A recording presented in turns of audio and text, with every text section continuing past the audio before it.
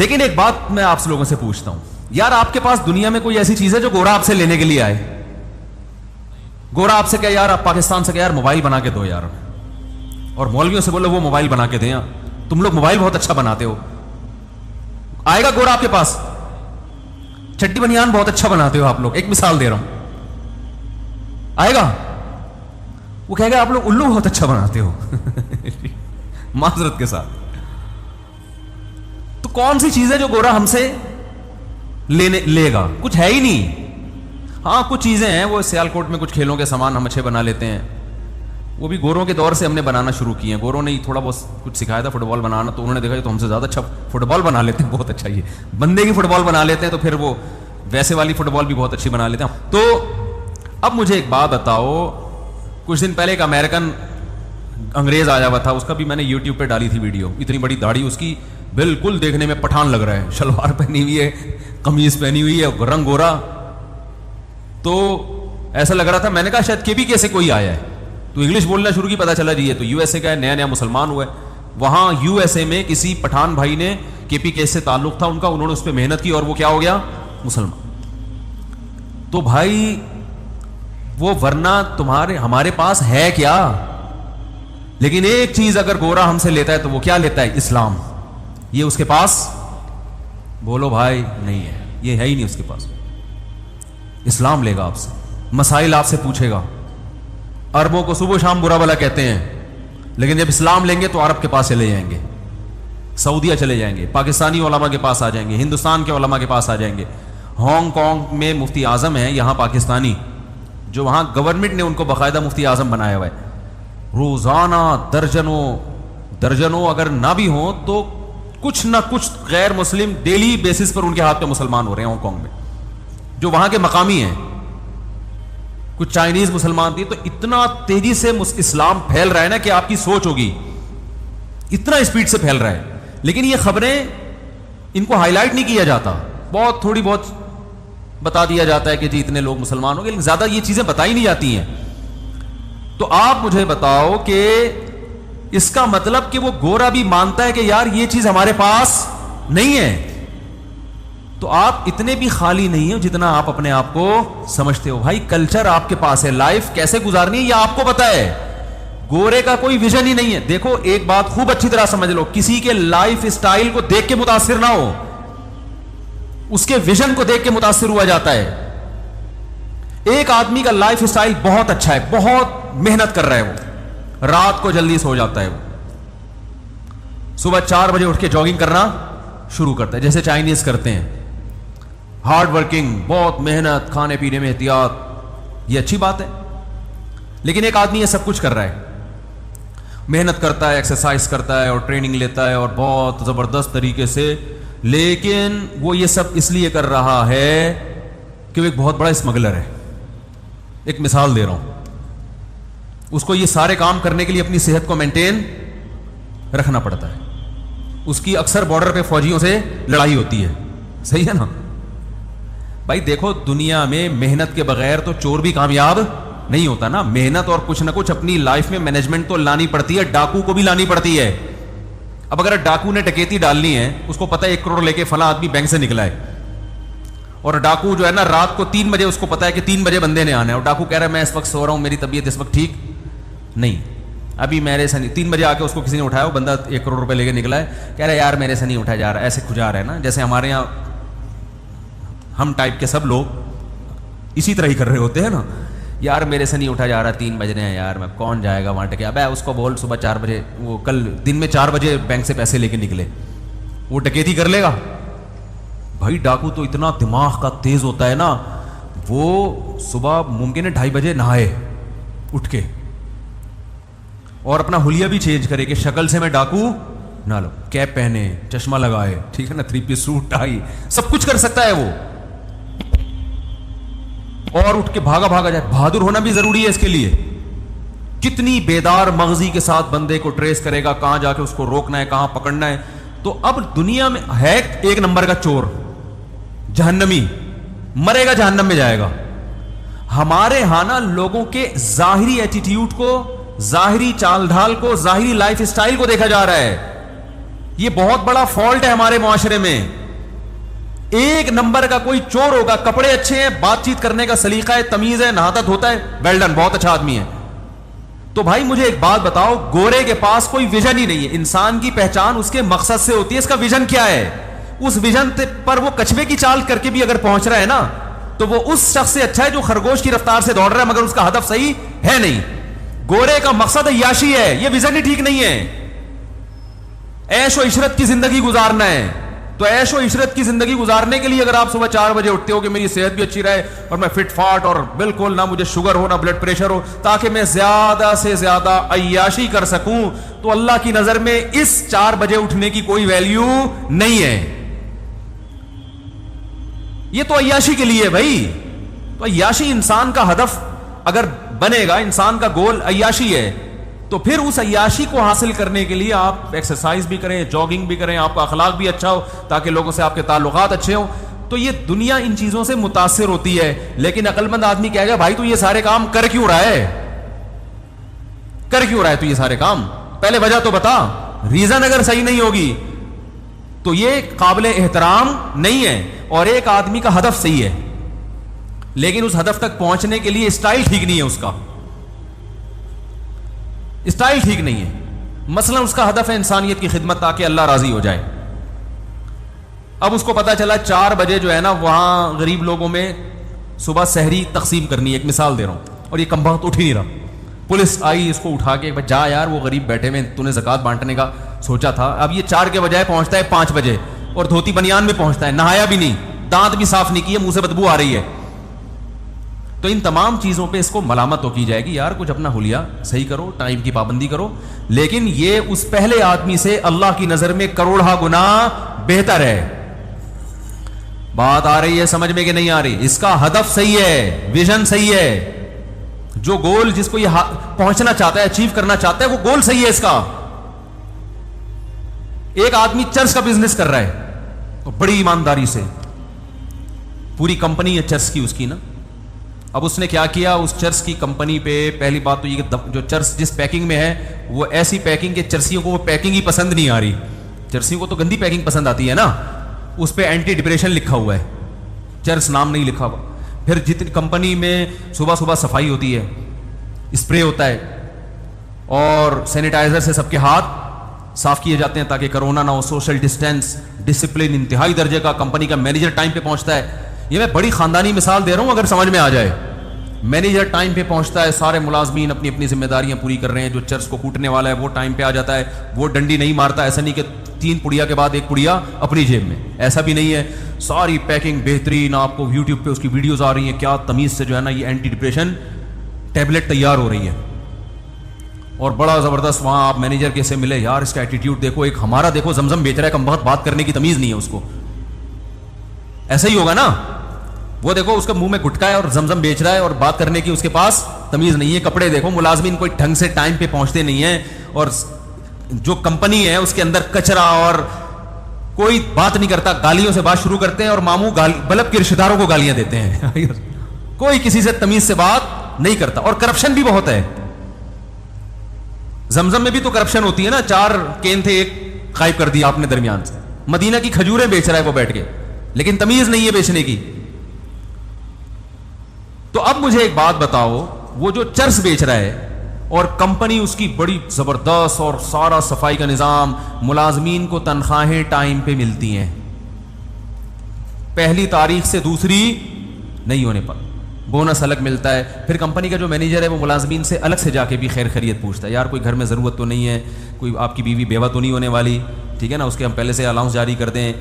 اس کو پتا ہے نا, ٹینشن وینشن بعض دفعہ ہو جاتی ہے, انسان کو اندازہ ہو جاتا ہے کہ اس کے بیوہ, ان کی وائف کے بیوہ ہونے میں کتنا ٹائم باقی ہے, تو آپ کے بچوں کا کوئی انشورنس کروانی ہے کیا, وغیرہ وغیرہ. بڑا اچھا ایٹیٹیوڈ. بھائی جان اس کے باوجود وہ پان بیچنے والا جو ہے نا, جو کھوکھا لگا کے بیٹھا ہے, جس میں ڈسپلن کے علاوہ سب کچھ ہے, وہ اس سے کروڑہ گنا بہتر ہے. حالانکہ دیکھنے میں آپ اس سے انسپائر ہو گئے جو چرس بیچ رہے ہیں. آپ اس کمپنی کا سسٹم دیکھو گے, بولے گے یار اصل میں تو کامیاب یہ لوگ ہیں, ان سے سیکھنا چاہیے. نہ بھائی ان سے مت سیکھو, ان کے پاس تو کوئی ہدف ہی صحیح نہیں ہے. اور جو پان بیچ رہا ہے وہ کم از کم اتنی خطرناک چیز تو نہیں بیچ رہا نا, اس سے کم از کم یہ ویژن سیکھو کہ یار تو چرس کیوں نہیں بیچ رہا. وہ کہے گا بھائی پان کم نقصان دہ چیز ہے. میں نے کہا میں اپنے بزنس کے چکر میں لوگوں کا نقصان نہیں کروں گا. تو یہ چیز اس سے سیکھنے کی ہے پان والے سے, اور یہ اللہ کی نظر میں اس چرس والے سے کروڑا گنا بہتر ہے. گندا اور میلا ہونے کے باوجود, ڈسپلن نام کی کوئی چیز نہ ہو, پھر بھی یہ اس سے بہتر ہے, چاہے دھوتی بنیان میں بیٹھتا ہو. یہ آج دنیا پتہ ہے متاثر ہوتی ہے آپ کے ایٹیٹیوڈ سے, آپ کے ڈسپلن سے, آپ کی صفائی ستھرائی سے, جو کہ اچھی چیز ہے, لیکن یہ اصل نہیں ہے. یہ اصل نہیں ہے. اصل یہ کہ پہلے ہدف تو صحیح ہو, پھر اس ہدف تک پہنچنے کے دو راستے ہیں, غلط اور ایک صحیح, اور پھر بہت زیادہ اچھا. تو جو بہت زیادہ اچھا راستہ اختیار کر رہا ہے وہ زیادہ اچھا ہے بھائی, اس کی تعریف کریں گے. جو غلط راستہ ہے اس کو کہیں گے یار تھوڑا تمیز سے چلو, لیکن ہدف تو ہو نا. تو اسلام آپ کو آپ کی زندگی کا ہدف بتاتا ہے کہ آپ پیدا کیوں ہوئے, اور کمال یہ کرتا ہے کہ آپ کو آپ کا ہدف بھی بتاتا ہے, اور دلائل سے ثابت بھی کرتا ہے کہ یہی آپ کا اصل ہدف ہے, کہ اس کے مقابلے میں کوئی ٹکنے والا نہیں ہے. میں دیکھو ایتھیسٹ کو چیلنج کرتا ہوں نا, کم بخت ایک بھی چیلنج کا جواب نہیں دیتے. ادھر ادھر کی شادیوں والے کلپ لے کے نا میرے وہ چلا دیتے ہیں. وہ دیکھو اس نے پھر کہہ دیا کم عمری میں شادی کی جائے. ابے بھائی اسلام شادی سے تھوڑی شروع ہوتا ہے. وہ تو میرا بیان اتفاق سے شادی سے شروع ہو جاتا ہے, اسلام تھوڑی شروع ہو رہا ہے. تم میرے بیان پہ اعتراض کرو کہ مفتی صاحب کا بیان شروع ہی 4 شادیوں سے ہو رہا ہے, یہ قابل اعتراض بات ہے, لیکن اسلام تھوڑی اس سے شروع ہو رہا ہے. اسلام تو پہلے توحید کے عقیدے سے شروع ہوتا ہے, پھر اس میں جو ہے نا وہ بت پرستی کی مخالفت ہے, پھر انسان کو انسانوں کی غلامی سے نکال کے اللہ کی غلامی. ایسا انسانوں کو اسلام نے انسانوں کی غلامی سے نکالا ہے کہ ہٹو بچو. دنیا میں جتنے لبرل لوگ ہیں نا آپ کو حکومتوں کے غلام بنا رہے ہوتے ہیں, آپ کو انسانوں کے غلام بنا رہے ہوتے ہیں, آپ کو باس کا غلام بنا رہے ہوتے ہیں. اسلام آپ کو ان تمام غلامیوں سے آزاد کر. ارے آپ کو ماں باپ کا غلام نہیں بنا رہا ہے بھائی, جو سب سے بڑے حقدار ہیں. کسی کی فرما برداری کرنا, کسی کے احسانات کا بدلہ چکانا یہ الگ چیز ہے, اس کا غلام بن جانا الگ چیز ہے. غلامی سے نکال رہا ہے. تبھی باپ کو سجدہ کرنے کی اجازت نہیں ہے, ماں کو سجدہ کرنے کی اجازت نہیں ہے. اور ماں باپ کو بھی کہا کہ انسان کے جو بنیادی حقوق ہیں ان میں آپ کو بھی اپنی اولاد کے حقوق میں بھی دخل اندازی کی اجازت, بولو نا بھائی, نہیں ہے. تو ہاں ان کے احسانات زیادہ ہے, تو احسان فراموشی اچھا کام نہیں ہے. تو میرے بیانات میں نا ملحد لوگ جو ہے نا وہ شادیوں وادیوں کا ٹاپک نکال کے 4 شادیاں بچوں کی یہ نکال کے نا پھر کلپ بناتے ہیں. میں کتنے عرصے سے ایک چیلنج کر رہا ہوں ملحدین کو جو اللہ کو نہیں مانتے کہ یار یہ جو چائنا کی ٹوپی آپ نے پہنی ہوئی ہے اس میں ایک مینجمنٹ ہے نا, تانے بانے ہیں. ارب سال گزر جائیں ایسی ٹوپی خود سے وجود میں نہیں آ سکتی. تو جس کھوپڑی پہ یہ ٹوپی رکھی ہوئی ہے وہ کھوپڑی کہاں سے خود سے بن گئی, اور وہ کھوپڑی بے جان نہیں بن سکتی جس میں 2 آنکھ 2 کان اور ناک اور زبان ہو. تو ایسی کھوپڑی جس میں 2 آنکھیں فٹ ہو گئی دیکھنے والی, 2 کان فٹ ہو گئے سننے والے, زبان فٹ ہو گئی بولنے اور چکھنے والی, ناک فٹ ہو گئی سونگنے والی, ایسی کھوپڑی اتفاق سے کیسے بن گئی؟ کمال کی بات ہے. یہ ملحد کبھی اس کے دلائل نہیں دے گا کہ یہ چائنا کی ٹوپی اتفاق سے بن سکتی ہے, لیکن جو کھوپڑی یہ ٹوپی پہن کے گھوم رہی ہے اس کو ٹوپیاں کرا رہا ہے کمبخت, ٹھیک ہے نا, اور اسی کھوپڑی سے کرا رہے جو کھوپڑی اللہ نے بنائی ہے. یہ بھی نہیں دیکھتا کہ میں جو اتنا سوچ رہا ہوں نا یہ خود سے نہیں بن گیا, یہ دماغ کیسے فٹ ہو گیا, یہ خود بخود کیسے فٹ ہو گیا بھائی اس کھوپڑی کے اندر. اتنا ذہین دماغ جو آج تک اپنے آپ کو ڈیفائن نہیں کر سکا ہے کہ میں ہوں کیا. ان چیلنجوں کا جواب ان کمبختوں کے پاس نہیں ہے. ادھر ادھر کی پھینکتے رہیں گے, وہ آئنسٹائن نے یہ کہہ دیا تھا, وہ ایسی تھیوریز میں آپ کو ڈالیں گے بھرم بازی کے لیے. حالانکہ سائنسدانوں میں بھی اکثر خدا کے وجود کے قائل ہیں, خود آئنسٹائن بھی خدا کے وجود کا قائل تھا. میں ایک دفعہ یونیورسٹی میں بیان کیا تھا, اس میں آئنسٹائن کی عبارت پڑھ کے سنائی تھی. اس سے لوگوں نے پوچھا, اس نے کہا میں مانتا ہوں کہ اس کائنات یہ بغیر کسی بنانے والے کے بن نہیں سکتی. کچھ ایک سائنسدان ہیں جن کی کھوپڑی صحیح کام نہیں کر رہی, انہوں نے انکار کر دیا. تو اور ظاہر ہے جیسے ڈاکٹروں میں 1 نمبر بھی ہوتے ہیں 2 نمبر بھی ہوتے ہیں, مولویوں میں بھی 1 نمبر بھی ہوتے ہیں 2 نمبر بھی ہوتے ہیں, سیاستدانوں میں 1 نمبر بھی 2 نمبر بھی, حکیموں میں 1 نمبر بھی 2 نمبر بھی, تو سائنسدانوں میں بھی 1 نمبر بھی ہوتے ہیں اور 2 نمبر بھی ہوتے ہیں. یہ کوئی ایسا نہیں ہے دنیا میں کہ سائنسدان کی زبان سے نکلے ہوئے الفاظ وہ جناب ایسے خوبصورت الفاظ ہیں کہ اب وہ انسانیت کے لیے مشعل راہ بن گئے اور اب اس کو کوئی چیلنج نہیں کر سکتا. اور بار بار یہ بات میں ریپیٹ کرتا ہوں, ڈاروین کی تھیوری یہ تھیوری ہے, یہ ریسرچ نہیں ہے. یہ سائنسدان خود مانتے ہیں کہ نظریہ ہے کہ اگر خدا کو نہ مانا جائے تو پھر شاید ایسے بنی ہوگی کائنات. اگر بالفرض نہ مانا جائے اللہ کو تو پھر شاید ہو سکتا ہے اس طرح بنی ہو. یہ ریسرچ ہی نہیں ہے. جو ریسرچ نہیں ہے اس کو اٹھا کے آپ نے ساری دنیا پہ تھوپ دیا اور خدا کا انکار کر کے انسانوں کو درندہ بنا دیا. کیونکہ آپ اپنی ڈکشنری سے اگر خدا کو نکال دو گے تو پھر صرف خدا نہیں نکلے گا, خدا سے متعلق جتنے احکام ہیں وہ سارے ختم. خدا نکل گیا تو اس کا مطلب اسلام گیا, قرآن گیا, رسول گئے, سارے پیغمبر, تعلیمات, سب. انسان جب اتفاق سے وجود میں آیا ہے تو اتفاق سے بنی ہوئی چیزوں کا کوئی ویژن بولو نا نہیں. وہ تو گدے گھوڑوں کی طرح زندگی گزارتے ہیں. صبح اٹھے جدھر منہ مار لو جا کے, بس عیاشی عیاشی عیاشی عیاشی عیاشی, عیش و عشرت. اور جب بڑھاپے میں عیاشی کا ٹائم مارکیٹ سے شارٹ ہونا شروع ہوتا ہے, ختم, تو پھر ڈپریشن. اکثر تو ان میں آپ کو پتہ ہے رپورٹ ہے کہ خودکشی کرنے والوں میں زیادہ تر ایتھیسٹ ہوتے ہیں. اور یہ لبرلزم جو پھیل رہا ہے نا ہمارے معاشرے میں, جو ہمارے نوجوان لڑکے لڑکیاں ان پروفیسروں سے متاثر ہیں جو اسلام کے خلاف باتیں کرتے ہیں, ان کو میں آپ کو ایک بات بتا دوں کہ آخرت تو تباہ ہوگی, آپ کی دنیا کا بیڑا غرق سب سے پہلے ہوگا. دنیا میں اس سے بڑی انسان کو ڈپریشن نہیں ہے کہ وہ اللہ کا انکار کرتے. اس کے بعد جو لائف گزرتی ہے نا, کیا کریں, بات سے بات نکلتی ہے. قیام و طعام چل رہا ہے نا, ہوٹل والا بعض دفعہ رائتا بھی لے آتا ہے, چٹنی بھی لے آتا ہے, تو قیام و طعام میں تو ہوتا رہتا ہی ہے. وہ ایک دفعہ میں اکثر یہ واقعہ بتاتا ہوں, ایک صاحب کانچ کے برتن بیچ رہے تھے اور پوٹلے میں بند کر کے, جیسے گلی میں ہوتے ہیں نا, پھر رہے ہوتے ہیں. تو ایک صاحب کی عادت تھی جب بھی کسی چیز کے بارے میں پوچھتے تھے یہ کیا ہے تو ٹھوکر مار کے پوچھتے تھے. تو اس بیچارے بیوپار نے وہ کانچ کے برتن نیچے رکھے, سیٹھ صاحب نے کہا کہ رکھ دو. اس کو نہیں پتا تھا سیٹھ صاحب کو کہ اس کے اندر کانچ ہے.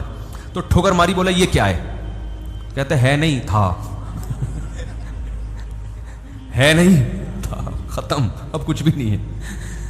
تو بات کیا چل رہی تھی؟ ہاں, تو اب وہ جو ایک آدمی کو چمگادڑ کھانے سے, یا پتہ نہیں کس چیز سے, ڈاکٹروں کو پتا ہوگا, بعض کہتے ہیں چمگادڑ کھانے سے ہوا ہے, تو وہ گلے ملا اور اس کو کسی سے ملنے کے قابل نہیں چھوڑا. لیکن اس کو بھی تو بعد میں پتا چلا, 15 دن بعد پتا چلا ہوگا مجھے کورونا ہو گیا, تو وہ بھی 20-25 لوگوں سے گلے ملا, اور جو جس سے ملتا رہا ہوتے ہوتے آج پوری دنیا میں کورونا پھیل گیا ہے. تو بالکل اسی طرح لوط علیہ السلام کی قوم سے پہلے ہزاروں سال تک لڑکوں سے بدفعلی کا کوئی تصور تھا ہی نہیں. لوگ جانتے ہی نہیں تھے یہ بھی کوئی چیز ہے. بھئی اللہ نے مرد اور عورت کو ایک دوسرے کے لیے بنایا نا, جانوروں میں بھی ایسا ہی ہے کہ مرد اور عورت ایک دوسرے کے لیے, تو کوئی بھی نہیں کرتا تھا. علماء نے, مفسرین نے لکھا ہے کہ شیطان ایک بچے کی شکل میں آیا اور ورغلایا کسی کو, اور اس کی طبیعت مائل نہیں ہوئی, لیکن شیطان نے اسے یہ کام کروایا, اور بالآخر آہستہ آہستہ جس نے یہ کام کیا اس کے دل سے غیرت نکلتی چلی گئی. وہ گندگی جو کروڑوں روپے دے کے بھی انسان اس پہ آمادہ نہیں ہوتا نا, ظاہر ہے جس کو نہیں پتا نا ان چیزوں کا, اس کو کروڑوں روپے بھی دیں اور کہیں کہ کسی سے ایسا ریلیشن قائم کرو, کہے گا بھائی یہ ممکن نہیں ہے, دل مائل نہیں ہوگا اس کا اس طرف. لیکن شیطان نے پہلی دفعہ یہ کام کروایا, پیسے دے کے یا کس طریقے سے, انسانی شکل میں آ کے, یا لوگوں کے دل میں وسوسے ڈال کے, یا عین ممکن ہے اس قوم میں نکاح کو مشکل بنا دیا گیا ہو. تو پہلی دفعہ جس نے کیا, دل پہ پتھر رکھ کے, طبیعت مائل نہیں, حالانکہ وہ غیر مسلم تھے, لیکن اس کے باوجود, غیر مسلم ہونے کے باوجود اس کی طبیعت اس کی طرف مائل نہیں ہو رہی تھی کہ یہ انسان کے کرنے کا کام نہیں ہے. لیکن جس کے ساتھ کیا, جس نے کیا, آہستہ آہستہ توبہ چونکہ کی نہیں, تو وہ اس غیرت کے خلاف کام کو, بے شرمی کے کام کے عادی ہو گئے. جیسے پہلی دفعہ شرابی کو دیکھ کے بھی گھن آتی ہے, شرابی کے منہ سے اتنی بدبو آتی ہے نا. مجھے تو اللہ کا شکر ہے تو شرابی ہمارے معاشرے میں نظر نہیں آتے اتنے, لیکن کبھی کوئی بھولا بھٹکا نظر آ جائے تو ہم کافی لمبی دور سے نکل جاتے ہیں, ہمیں پتہ ہے بدبو آ رہی ہوگی, گھن آتی ہے اس سے. اللہ ہم سب کو بچا کے رکھے, ہمارا کمال نہیں تو اللہ نے ہمیں بچایا ہوا ہے. تو آپ بتاؤ وہ بوتل منہ سے کیسے لگا لے گا جس میں بدبو آ رہی ہے, لیکن پہلی دفعہ نہ چاہتے ہوئے لگاتا ہے, اور پھر عادت پڑ کے پھر اس کی لت پڑ جاتی ہے. تو اسی طرح میرے بھائی ہر گناہ میں یہ مسئلہ ہے. تو جب یہ گرل فرینڈ بوائے فرینڈ کا سسٹم ہندوؤں میں آیا, عیسائیوں میں آیا, یہ ایسے ہی نہیں آ گیا, پہلی دفعہ کسی نے غیرت کی قربانی دی ہے, اور آہستہ آہستہ معاشرے میں پھر ڈیبیٹ ہوئی, اس کو پھیلایا گیا, ہوتے ہوتے سب اسی کلچر کے. پھر میرڈ لائف اور بغیر شادی کے لائف میں کوئی فرق نہیں, بلکہ شادی شدہ لائف کو لوگ بیوقوف سمجھنا شروع کر دی. اب گدھے گھوڑے ہوتے ہیں نا, گدے گھوڑوں کا یہی ہے, تھوڑی دیر کا ایک ان کا ریلیشن ہوتا ہے, اس کے بعد وہ الگ, خواہش پوری ہوئی چھوڑ دیا اس کو, کچھ تھوڑا سا زیادہ ایگریمنٹ ہو جاتا ہے, کسی کا 6 مہینے کا, کسی کا سال کا, لیکن یہ کوئی لیگل تو نہیں ہے نا, لیگل تو نہیں ہے نا. بوائے فرینڈ باپ تو نہیں ہوتا نا, باپ تو وہی ہوتا ہے جس کی بیوی ہو اور اس سے اولاد پیدا ہوئی ہو. وہ الگ بات ہے, انہوں نے بوائے فرینڈ کو بھی باپ قرار دے دیا ہے, تو قرار دینے کو تو کچھ بھی گورنمنٹ کی طرف سے پابندی نہیں ہے, لیکن سوال پیدا ہوتا ہے پھر اس میں اور لیگل باپ میں فرق کیا ہے. تبھی اسلام نے ایک دو ٹوک بات کی ہے, بھائی جو بوائے فرینڈ ہے وہ باپ نہیں ہو سکتا. باپ کون ہوگا؟ الولد للفراش, رسول اللہ صلی اللہ علیہ وسلم کی صحیح حدیث ہے, جس کی بیوی کے ہاں بچہ پیدا ہوگا تو اس عورت کا شوہر اس بچے کا باپ ہوگا, بوائے فرینڈ باپ نہیں ہو سکتا. کہیں بھی کاغذ میں اس کا نام اسلام ڈالنے کے لیے تیار نہیں ہے, ورنہ لیگل انلیگل میں فرق ختم ہو جائے گا نا. تو اللہ میں مثال دے رہا تھا کہ اللہ تعالیٰ نے قرآن میں دلائل کے انبار لگا دیے ہیں, تو وہ بس بات کو ختم کرتا ہوں, پھر وہی افنجعل المسلمین کالمجرمین پہ آج بھی ختم ہو گئی آیت, تو پھر اگلے ہفتے آگے چلیں گے انشاءاللہ. اگلے ہفتے یہ والی آیت پڑھوں گا ہی نہیں, آپ نے یاد دلانا ہے, اگلی والی آیت پڑھنی ہے اگلے ہفتے. تو اب بات چلی ہے, تو انسان موت کے بعد کی زندگی کو کیوں نہیں مانتا؟ اس لیے کہ وہ کہتا ہے کہ مرنے کے بعد جب مٹی ہو کے ختم ہو جائیں گے تو دوبارہ زندہ کیسے ہوں گے, یہ بات ساڈی عقلچ نہیں آتی. تو ختم, بس فنش. ان ہی الا حیاتنا الدنیا نموت ونحیا. مشرکین کہتے تھے بس یہی دنیا کی زندگی ہے, مریں گے جیئیں گے, اور کخ بھی نہیں ہے, کچھ بھی نہیں ہے, ختم, فنش. تو عقل سے بالا تر ہے, بعید ہے. تو اللہ نے کیا کیا, اللہ نے کیا جواب دیا؟ فرمایا دو چیزوں پہ غور کرو. نمبر 1, یہ تمہاری عقل میں نہیں آ رہا کہ مر کے مٹی ہو کے ختم ہو جاتے ہیں, تو یہ کیسے عقل میں آ رہا ہے کہ اگر واقعی ختم ہی ہونا ہے تو اس کا مطلب اچھے اور برے کیا ہیں؟ برابر. پھر تو کوئی اچھا, حالانکہ ایک آدمی بوڑھے باپ کی خدمت کر رہا ہے, ایک انسانیت کی خدمت کر رہا ہے, ایک جو ہے وہ ایسے کام کر رہا ہے جس کو ساری دنیا اچھے کہتی ہے, وہ جت گیا اس میں. اور ایک آدمی ایک نمبر کا فراڈی, ہزاروں انسانوں کا قتل کر دیا اس نے, لیکن انجام دونوں کا کیا ہوگا؟ سیم. کیونکہ بسا اوقات دنیا میں سزا نہیں ملتی, بعض دفعہ بے گناہ کو ملتی ہے, گناہ گار کی عزت ہو جاتی ہے, کیونکہ لوگ عالم الغیب نہیں ہیں, لوگوں کو کیا پتہ حقیقت کیا ہے. ایسے ایسے جرائم ہو رہے ہیں دنیا میں. ہم جب چھوٹے تھے نا, ایک کیس اس وقت سننے میں آیا تھا کہ ایک لڑکی نے باپ سے بھاگ کے کہیں چکر چلایا, اور جو ہے نا وہ باپ کو قتل کرنے کی کوشش کی. اللہ, ابھی باتیں کہتے ہوئے بھی ڈر لگتا ہے, بیان نہیں کرنے, بس منہ سے نکل گئی.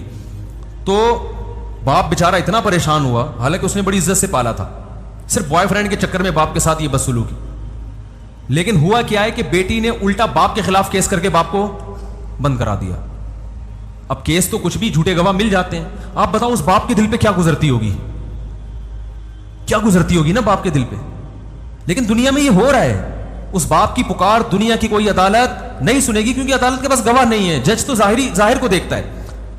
یو کے میں ایک کیس ہوا ہے, وہ تو مجھے خود ایک صاحب نے بتایا کہ میرے بیٹے نے جائیداد کے چکر میں مارنے کی کوشش کی, اور پتہ نہیں کہ جب نہیں ہوا تو کیس بنا کے بالآخر میں نے اس کو جب جیل کے اندر بھجوا دیا تو مجھے ترس آیا اس کے اوپر, میں نے اس کو بری کروا دیا. تو وہ پھر اس نے کوشش کی, اور جب کامیاب نہیں ہوا تو مجھے اندر کروا دیا اس نے, پیسے کھلا کے وکیلوں کے. کیا ہوا مجھے پوری کہانی یاد نہیں ہے, پورا واقعہ یاد نہیں ہے, لیکن آپ بتاؤ اس باپ کے دل پہ آرے چلیں گے کہ نہیں چلیں گے کہ یار میں نے تجھ پر اتنا بڑا احسان کیا, تجھے رہا کروایا, تو پھر سے مجھے جیل میں بند کروا رہا ہے. آپ کو سننے میں تعجب ہوگا, لیکن دنیا میں اس سے بھی 20 گنا بڑے جرائم ہوتے ہیں, واقعات آتے رہتے ہیں, اور وہ دنیا کی عدالتوں کی پکڑ میں نہیں آتے. تو اس کا مطلب بھائی پھر اس کائنات کو بنانے والا تو بڑا ظالم ہے, اس نے تو کوئی حساب کتاب کا دن رکھا ہی نہیں ہے. اس لیے اللہ کہتے ہیں اگر تمہیں یہ سمجھ میں نہیں آتا کہ مر کے مٹی ہو کے زندہ کیسے ہوں گے, افنجعل المسلمین کالمجرمین, تو تمہیں یہ کیسے سمجھ میں آ جاتا ہے کہ سب برابر, ختم. یہ تو اس سے بھی زیادہ عجیب بات ہے. لہذا اس کی عقل پہ ماتم کرو جو حساب و کتاب کا منکر ہے, اس کی عقل پہ ماتم مت کرو جو کہہ رہا ہے مر کے مٹی ہو کے دوبارہ زندہ ہوں گے. دوسری بات, یہ جو تمہیں عجیب لگ رہا ہے کہ مر کے مٹی ہو کے دوبارہ زندہ کیسے ہوں گے, تو اگر کائنات میں تم غور کرو گے تو یہ قابل عجیب چیز تمہیں عجیب لگے گی نہیں, اس لیے کہ اس سے زیادہ عجیب کام ہم کر چکے ہیں. مٹی سے بنا کے دوبارہ مٹی بنا چکے ہیں تمہیں, منہا خلقناکم, اسی مٹی سے بنایا, تو عجیب کام تھا کہ نہیں تھا؟ ابے دیکھو کیسے ہوتا ہے نا, ماں سے بچہ کیسے پیدا ہوتا ہے, کوئی نہ کوئی آنکھ ناک سب کچھ پیدا ہو کے باہر آ کے دودھ بھی پی رہا ہے, پھر ہنس رہا ہے, کھیل رہا ہے, پھر چلتا پھرتا, عجیب. اور پھر کوئی کہہ سکتا ہے یہ دوبارہ مٹی ہو جائے گا؟ وہ تو ہم دیکھ رہے ہیں نا، اس لیے کہہ رہے ہیں. پھر دوبارہ کیا کر دیا؟ مٹی. تو اللہ فرماتے ہیں جو مٹی سے بنا کے مٹی کر سکتا ہے وہ دوبارہ کیوں نہیں بنا سکتا؟ کوئی ٹینشن لینے کی بات نہیں ہے، یہ کوئی عجیب چیز نہیں ہے. غور کرو گے تو عجیب رہے گی نہیں. تو کیسے دلائل دیے؟ تو عقل مندوں کی سمجھ میں یہ دلائل آ جاتے ہیں.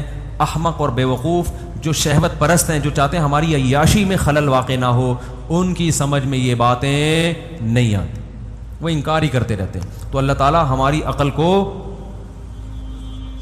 بصیرت دے، ہماری عقل کو صحیح استعمال کرنے کی ہمیں توفیق دے. جلدی جلدی مسائل دے دیں.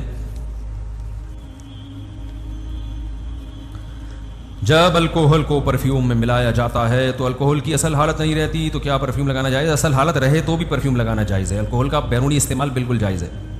مفتی صاحب، ایک میرا دوست ہے، وہ لڑکی کے پیچھے پاگل ہو گیا ہے. وہ اس کو بالکل، یہ کیا لکھا ہوا ہے، بھاؤ نہیں دیتی.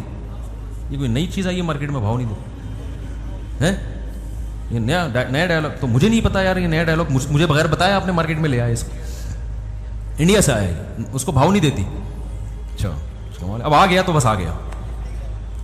تو بھائی وہ اس لیے بھاؤ نہیں دے رہی کہ تم پاگل ہوئے، وہ پاگل تھوڑی ہوئی ہے. ٹھیک ہے نا، تم پاگل ہوئے ہو، وہ پاگل نہیں ہوئی. تو اس کو چاہیے کہ بھاؤ بالکل بھی نہ.